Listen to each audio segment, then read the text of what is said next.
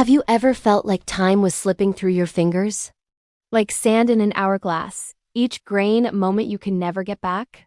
In the heart of a bustling city, nestled between a modern glass skyscraper and a forgotten bookstore, stood a peculiar antique shop. It was a place out of time, run by an old man named Elias, whose eyes held the wisdom of ages. And in the very back of his shop, away from the prying eyes of casual customers, hung a clock. It wasn't grand or gilded. It was a simple wooden clock with Roman numerals carved by an unsteady hand. But this clock was special. This was the clock that never waited. Its ticking wasn't a steady, rhythmic beat. Instead, it was erratic, unpredictable. Sometimes it would race, its hands a blur, and other times it would slow to a near standstill, each tick a drawn-out, heavy sigh. The legend, whispered among the few who knew, was that the clock didn't measure time, it reflected it. It mirrored the urgency of the world outside, the frantic pace of lives lived in fast forward, and the long, slow moments of waiting and wondering. One day, a young woman named Clara stumbled into the shop. She was a rising star in the corporate world, always rushing, always planning her next move. Her life was a series of deadlines, meetings, and notifications. She lived by the tyranny of her digital calendar, her days meticulously planned down to the minute. But lately, she felt a profound emptiness, a sense that she was running a race with no finish line. She was drawn to the antique shop by a strange pull, a desire for something real, something with history. She wandered through aisles filled with forgotten treasures until she saw it, the clock that never waited. It was ticking furiously, its hands a dizzying whirl. Clara felt a strange resonance with it, a reflection of the chaos in her own soul. Elias emerged from the shadows, a gentle smile on his face. "It calls to those who need it most," he said, his voice like rustling leaves. "It doesn't tell you the time. It shows you your time."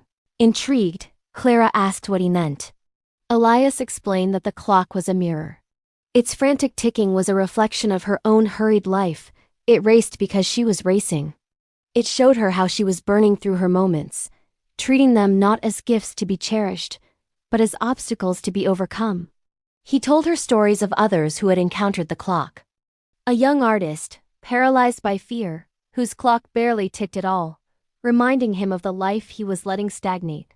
An old man filled with regret, whose clock hands spun backward for a fleeting moment, showing him the past he couldn't let go of. Clara was skeptical, but she couldn't deny the feeling the clock evoked in her. She bought it, despite Elias's warning. "You cannot own this clock. You can only learn from it. When its lesson is learned, it will find its way back here." She took it home and hung it on her wall. For the first few days, nothing changed. The clock continued its frantic, stressful ticking, a constant reminder of her own relentless pace. The sound drove her mad. It was the soundtrack to her anxiety, the beat of her over-caffeinated heart. One evening, exhausted and on the verge of tears after a brutal day at work, she stared at the clock, its hands spinning wildly. "Stop!" she screamed at it. "Just for a minute, please, just stop." And to her astonishment, the ticking slowed. It didn't stop, but it eased into a calmer, more manageable rhythm. It was a revelation. The clock wasn't controlling her. She was controlling the clock. This realization was the key. She started experimenting.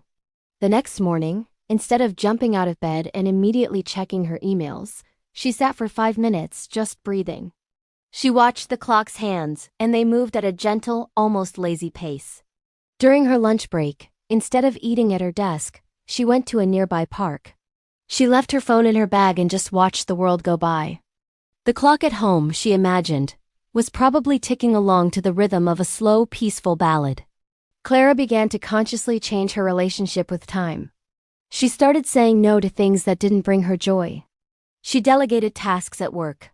She made time for hobbies she'd long abandoned, like painting and reading. She reconnected with old friends, not with a quick text, but with long, meandering phone calls.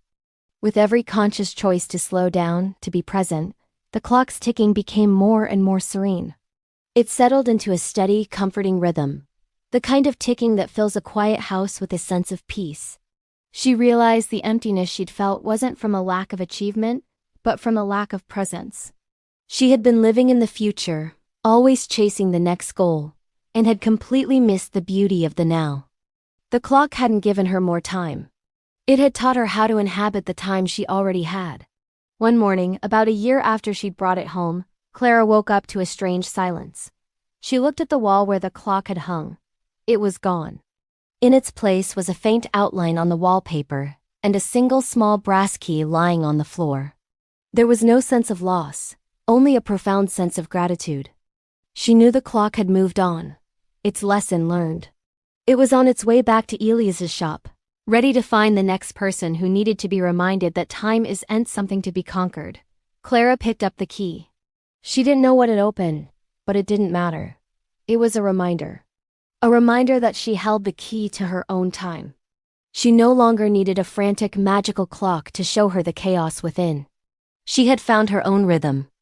The story of the clock that never waited is a story about all of us. We live in a world that constantly tells us to go faster, to do more, to optimize every second. But true richness isn't found in a packed schedule. It's found in the moments we allow ourselves to just be. It's in the deep breath before a difficult conversation, the shared laughter with a loved one, the quiet satisfaction of watching a sunset. These are the moments that make up a life. Time will always move forward, the clock will always tick, and it will never wait for us. But we don't have to race against it. We can learn to dance with it. We can learn to be present, to savor each second, and to understand that the most valuable moments are not the ones we fill with activity, but the ones we fill with our attention. So take a look at your own life. Is your internal clock racing? Is it ticking so slowly it's almost stopped? You have the power to change its rhythm. You hold the key. Take a moment, right now. Put down your phone, close your eyes, and just listen. Listen to the steady, reliable beat of your own heart. That is the only clock that truly matters. And it's waiting for you to listen. Thank you for watching.